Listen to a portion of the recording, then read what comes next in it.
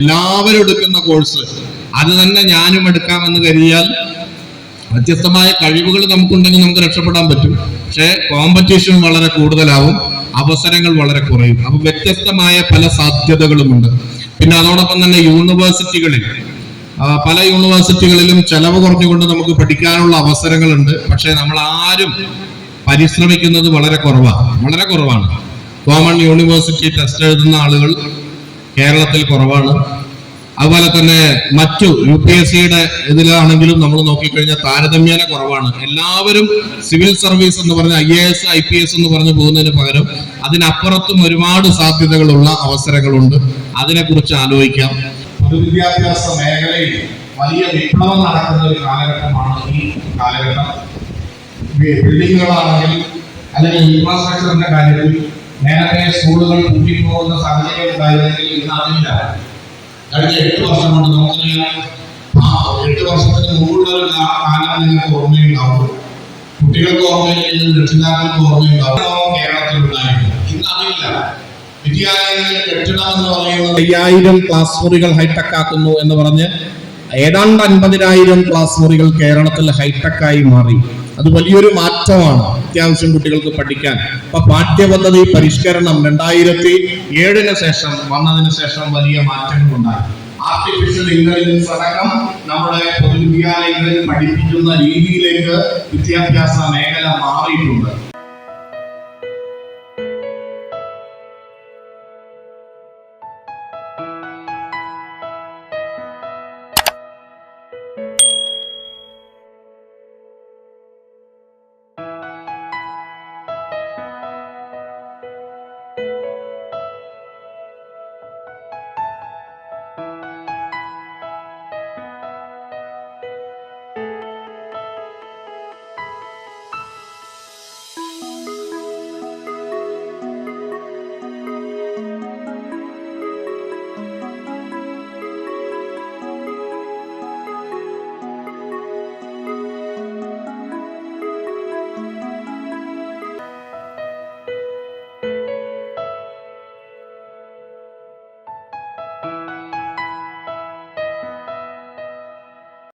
ഒടുവിൽ വന്ന ജീവജാലം മനുഷ്യനാണല്ലോ.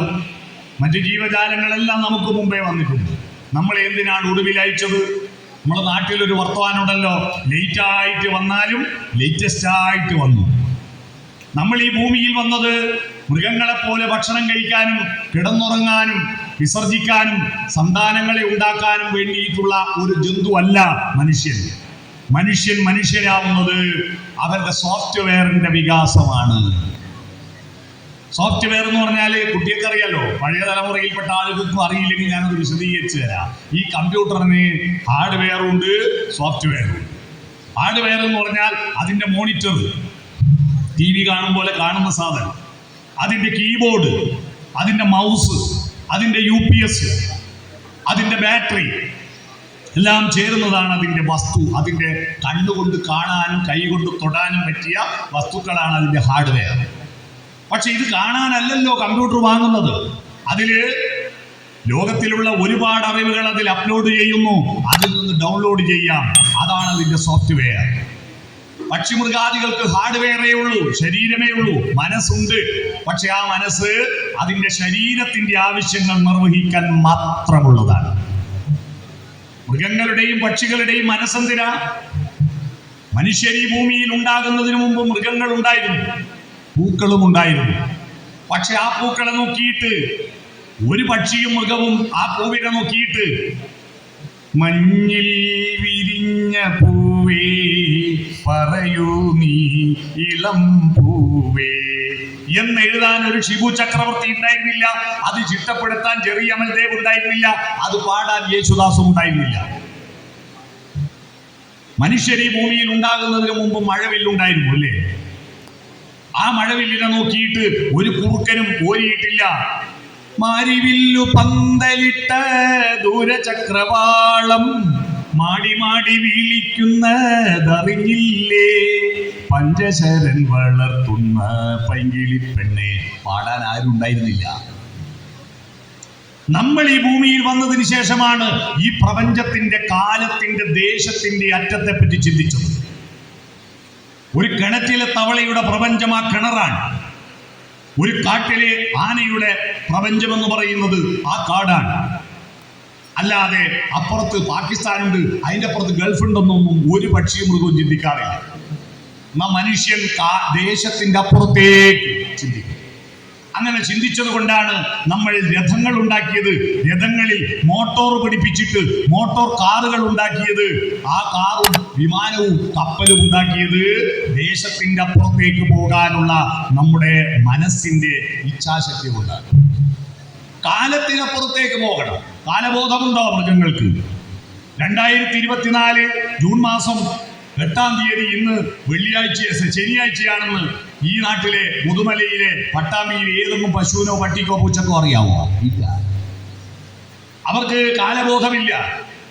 പഞ്ചായത്തിൽ നിന്ന് പ്രൊജക്ടിന്റെ ഭാഗമായി വിതരണം ചെയ്ത ഒരു പശുവിനും ഒരാടിനും ഒരു കോഴിക്കും അറിയില്ല ഇത് മുതുമല പഞ്ചായത്താണെന്ന്. അറിയില്ല. അവർക്ക് ദേശബോധമില്ല. മനുഷ്യന് മാത്രമുള്ളതാണ് കാലദേശബോധം. ഈ കാലദേശബോധമാണ് നമ്മുടെ ഏറ്റവും വലിയ സാധ്യതയും ഏറ്റവും വലിയ പരിമിതിയും. നമ്മുടെ സാധ്യത അതാണ് നമ്മുടെ വികാസം. പരിമിതി എന്താ? ഈ കാലത്തിന്റെ അപ്പുറത്തേക്ക് പോകാൻ പറ്റുന്നില്ലല്ലോ, നമ്മൾ മരിച്ചു പോവല്ലോ എന്ന ടെൻഷൻ അല്ലേ? നമ്മൾ കയറി വന്നാൽ ഒരു 90-100 വയസ്സിന്റെ അപ്പുറത്ത് ജീവിക്കാൻ പറ്റൂലല്ലോ. എന്നാ ഒരു പശുവും പക്ഷിയും എന്റെ ആയുസ് ഇത്രയല്ലേ ഉള്ളൂ, മരിച്ചു പോവല്ലോ.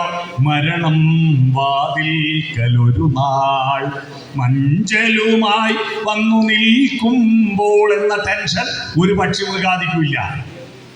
തൽക്കാല ദുനിയാവ് കണ്ടു നീ മയങ്ങാതെ, എപ്പോഴും മരണം നിൻ കൂടെയുണ്ട് മറക്കാതെ എന്നൊരു പക്ഷി മൃഗാദികളും പാട്ട് പാടില്ല.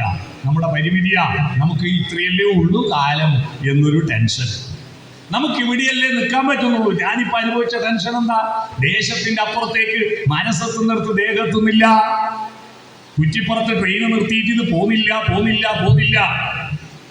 കുറേ നേരം നിന്ന് പോന്നില്ല. കുറച്ച് കഴിഞ്ഞപ്പോ പോയി വിട്ട് പുറപ്പെട്ട് ആശ്വാസം.